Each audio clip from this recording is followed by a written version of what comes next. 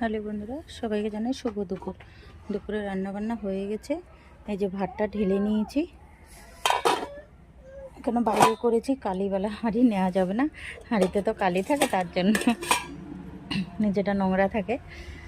আর এখানে করেছি আজকে মিষ্টি কুমড়ো, একটু তরকারি। কুমড়োটা না খেতে খুব ভালো লাগে, জানেন কেন বলুন তো? মাছ আর কুমড়ো তো, তার জন্য শুকনো লঙ্কা শস্য আর শুকনো লঙ্কা ফোড়ন দিয়েছি, আর একটু পেঁয়াজ কুচি দিয়েছি, বাস নুন মিষ্টি, আর নামাবার আগে ধনেপাতা নামিয়ে দিয়েছি। ভালো লাগে কিন্তু এমনি নিরামিষ, জানেন এটা। আর এখানে করেছি আজকে শুকনা মাছ। এটা জানি না কি মাছ, এই মাছটা দীঘার থেকে এনেছিল।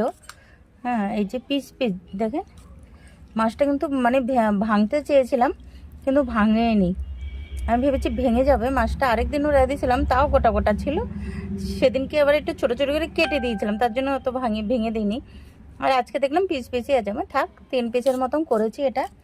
এই যে শুটকো মাছ, এটা নুনো মাছ, মানে এটা শুটকো না, সে নুন দিয়ে শুকায় না ওই মাছগুলো, ঝাল ঝাল করে একটু বানিয়েছি। আজকে এইটুকুই রান্না বান্না বন্ধুরা, রাখছি, ভালো থাকবেন আশা করি।